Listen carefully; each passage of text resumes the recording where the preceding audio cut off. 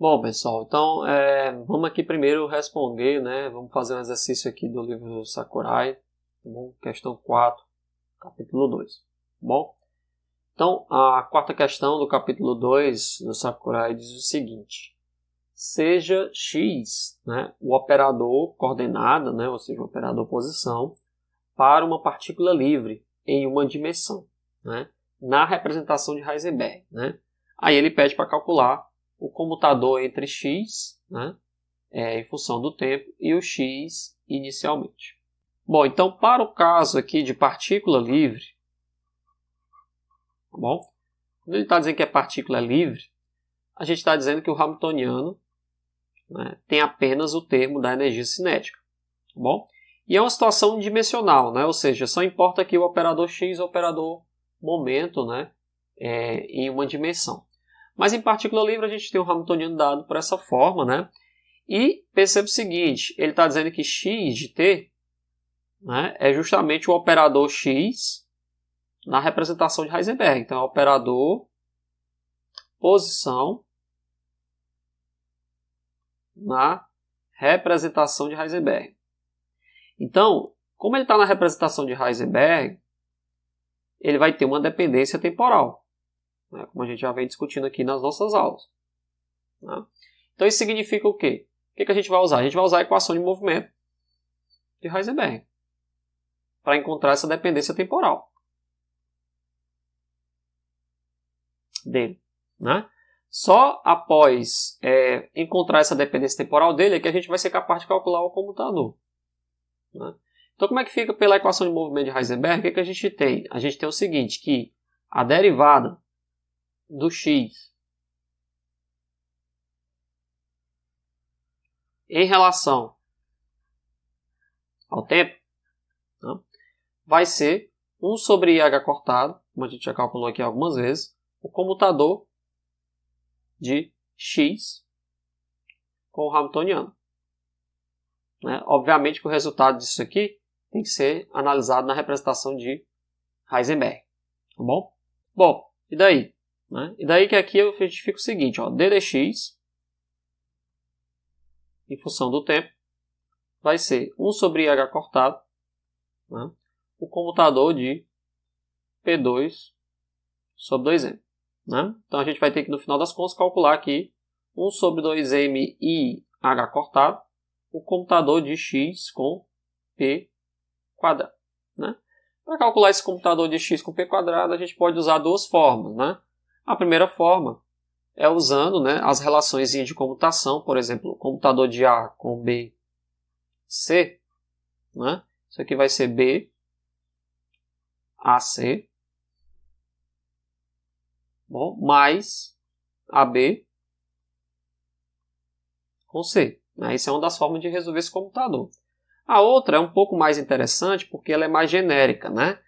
Você vai usar aqui o problema 1.29 do Sakurai, né, do capítulo 1, questão 29, onde ele diz o seguinte, ó, ele pede para você calcular isso aqui, ó, o comutador de xi com uma função do momento, né? A gente inclusive já fez essa questão aqui, tem essa questão também disponível para vocês aí, e h cortado dg dp, né? Ou, se for um operador momento, pi, né, uma função aqui que depende de x, é igual a IH cortado df dx, né? Componente x. Essa segunda forma aqui, ela é mais interessante, né, quando você tem funções mais complexas, né? Ela é um pouco mais elegante, né? Ela envolve aqui qualquer que seja a função de p e qualquer que seja a função de x. Então você pode usar qualquer função de p e qualquer função de x. Essa primeira forma aqui, ela é interessante quando você tem poucos operadores aqui dentro, né? Que é justamente o caso aqui do x com p quadrado. Perceba que a gente tem x e p quadrado, ou seja, só dois operadores p. Né? Então a gente vai usar a primeira forma porque ela é um pouco mais rápida, né, digamos assim. O que acontece? Apesar de que a segunda forma também é rápida, basta você derivar. Né? Ela é bem mais direta. Né? Só que ela é mais interessante para funções, né, que são mais complexas. Né? Então aqui a gente não precisa. Né? Se você lembrar dessa equaçãozinha aqui, ó, x, p quadrado, né? Apesar de ser mais rápido aqui derivando, né? Sai bem mais rápido, a gente pode dizer que é P. Comutador do A com o C, que vai ser XP, mais, né? A com B, tá bom? Aqui vai ficar A e B é X e P também.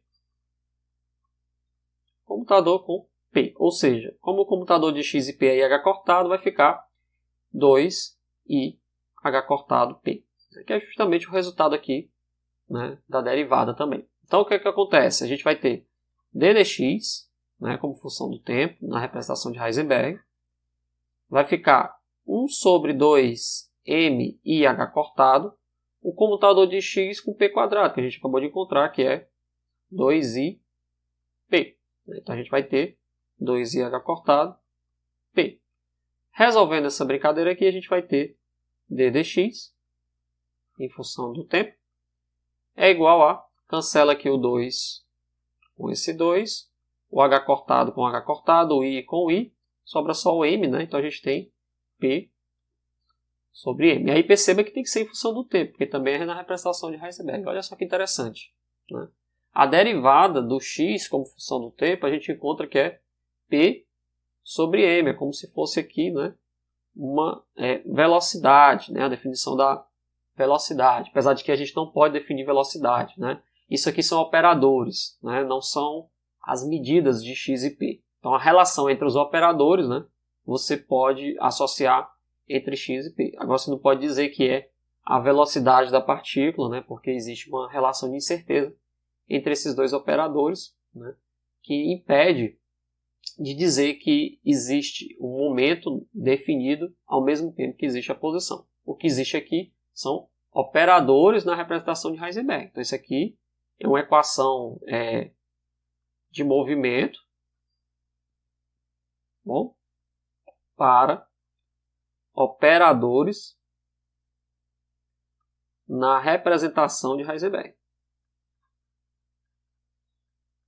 Não é bem o momento, né, e nem a posição da partícula como função do tempo, são os operadores, né? A partir deles é que você calcula.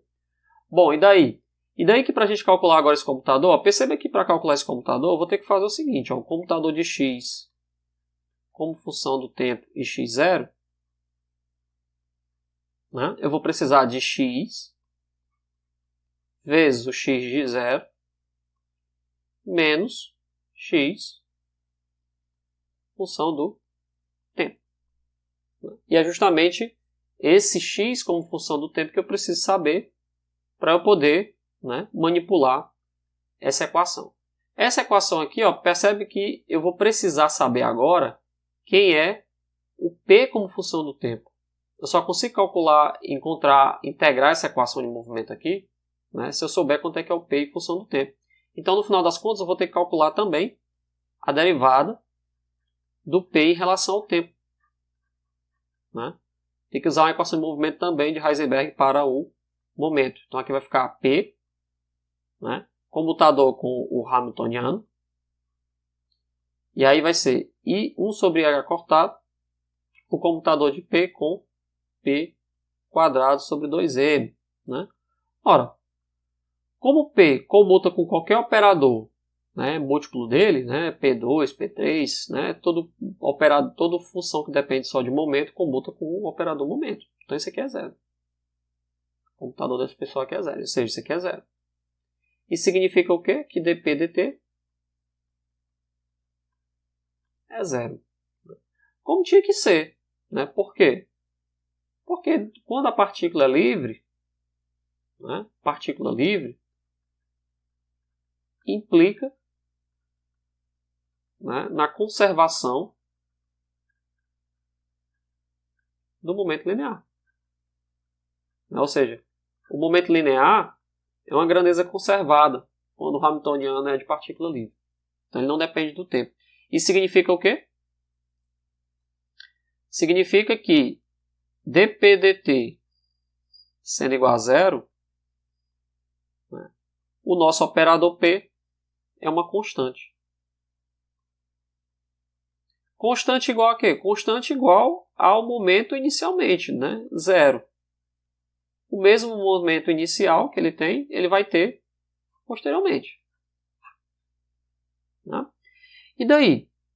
E daí que agora eu posso usar essa relação aqui na minha equação de movimento de Heisenberg para o operador posição. Porque agora, ó, né, o que a gente vai ter? Então temos que dx de t em função do tempo vai ser 1 sobre m, né? O operador momento, que é P0. É uma constante. E agora eu consigo integrar. Ó. A derivada de x em relação à constante vai ser o quê? Vai ser x, né? Menos x0 integrado.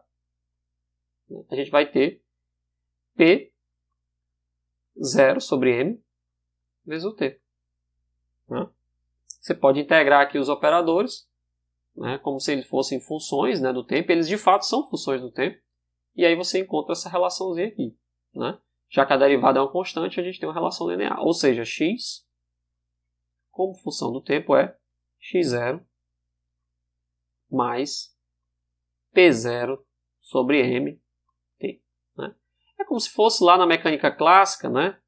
Se você olhar para a mecânica clássica, né, você lembra logo dessa equação como sendo a equação de quê? Do movimento retilíneo uniforme. Né? Porque não tem ação, né, de nenhum tipo de potencial, consequentemente não tem nenhuma ação de tipo de força, né? Consequentemente não existe aceleração. Tá bom? Agora a gente consegue resolver o nosso comutador. Por quê? Porque o comutador de x no tempo em x0, né, vai ser o quê?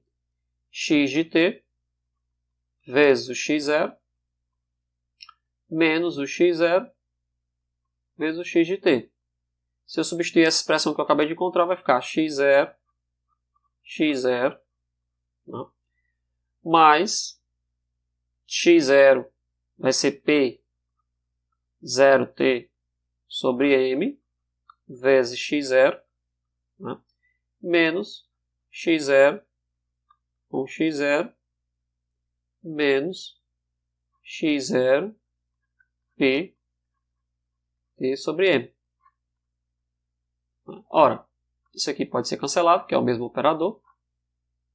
A gente pode juntar as duas coisas aqui, vai ficar t sobre m, ou seja, com o tempo.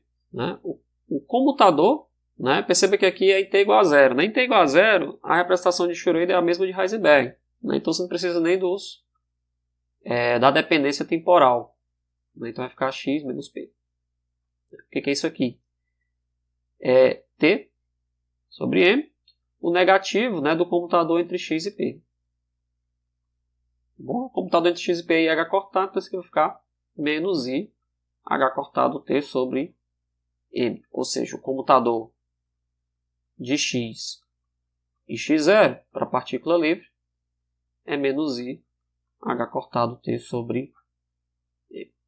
Bom, e aí a gente chega no nosso resultado aqui final. Beleza?